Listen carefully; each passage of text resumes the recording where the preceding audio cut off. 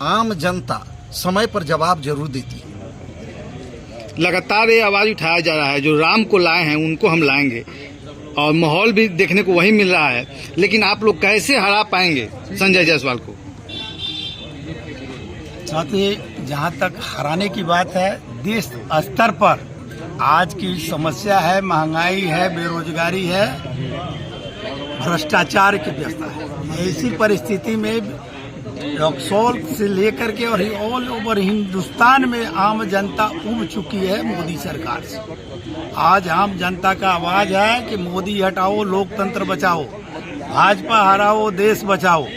इसी कड़ी में हम लोग के निकम्मे सांसद हैं, जो आज तक 15 साल उनके पिता रहे, 15 साल ये भी रहे, लेकिन रक्सौल सहित बेतिया के तरफ का तो जो उपेक्षित करवे के पूरे लोकसभा क्षेत्र में सबसे ज्यादा उपेक्षित है, तो उनके नजर में, आम जनता के नजर में रक्सौल है। बीजेपी का पुराना कार्यालय, यहाँ पे उपस्थित सारे, ये देखिए, ये जितने लोग यहाँ बैठे हुए हैं, अब ये किसके समर्थन के लोग में बैठे हुए हैं, क्या कुछ इनका कहना है, ये जानना जरूरी है। आज साफ सफाई की व्यवस्था भी यहाँ देखने को मिली, और ये वो जगह है जहाँ पे इससे पहले काफी बार बीजेपी के कार्यक्रम हुए।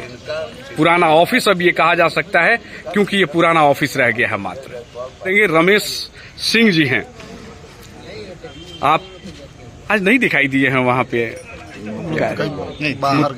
बाहर गए थे जी। क्या आज यहाँ बैठे हुए हैं आप लोग? बहुत सारे लोग बैठे हुए हैं। सबसे पहले आपके चैनल को धन्यवाद देता हूँ कि आप जो ये रक्सौल शहर है, रक्सौल हम लोग बैठने का मुख्य उद्देश्य यही है कि विचार विमर्श किया जा रहा है, कैसा जनप्रतिनिधि हो।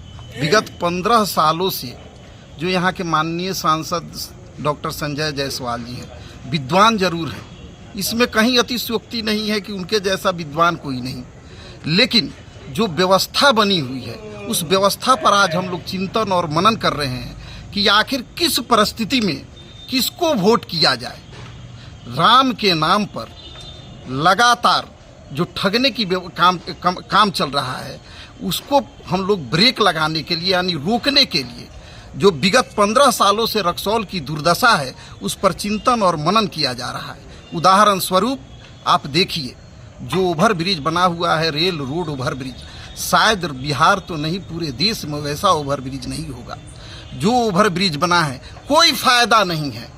एक अदद ओवर ब्रिज नहीं बना पाने वाले सांसद से हम लोग किस परिस्थिति में उनको वोटिंग करें, इस पर चिंतन मनन किया जा रहा है। केवल 5 चुनिंदे लोगों के भरोसे शहर को छोड़ दिया गया है, और उन्हीं लोगों के चलते, उनका मानना है माननीय सांसद जी का कि उन्हीं लोगों के चलते रक्सौल का वोट मिलता है, और उन्हीं के चलते वे सांसद बनते हैं। रमेश भैया, मैं बीच में रोकूंगा आपको। बोलिए। ये बताइए, जो आपने एफओबी की बात करी, तो विपक्ष भी तो है, कहीं विपक्ष किसी तरह की आवाज उठाने में कामयाब नहीं हो पाया, ये मानते हैं ना आप?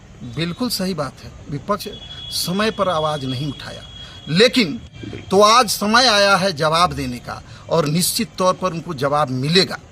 आप देख रहे हैं, कहीं भी क्षेत्र में जाते हैं माननीय सांसद जी, तो उन्हीं चुनिंदे लोगों के भरोसे, मैं तो ये कहता हूं प्रत्येक प्रखंडों में, उनके लोकसभा के प्रत्येक प्रखंडों में 5 से 4 कार्यकर्ता हैं, उन्हीं कार्यकर्ताओं के भरोसे वे चल रहे हैं। अगर वे कार्यकर्ता बोल देते हैं कि अमुक व्यक्ति के यहाँ नहीं जाना है, तो वे नहीं जाते हैं। इस मिथ्या को तोड़ने के लिए हम लोग एकत्र हुए हैं। समाज में और व्यवस्था में जो अराजकता फैली हुई है, उसके खिलाफ हम लोग एकत्र हुए हैं। जो माननीय सांसद के द्वारा और माननीय विधायक के द्वारा आदापुर और रक्सौल में लूट खसोट मची हुई है, उस पर चिंतन मनन करने के लिए हम लोग बैठे हुए हैं।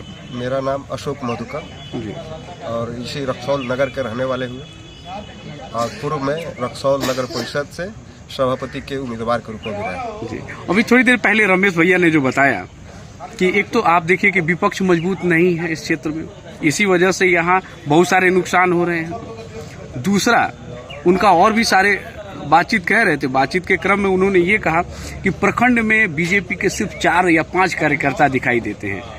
लेकिन आप अपनी अगर देखा जाए, विपक्ष की बात करें, तो आज जब मदन मोहन तिवारी आज आके गए हैं तब आपकी बैठकें ये हो रही हैं, इससे पहले होनी चाहिए, लेट नहीं हो गया आप लोग?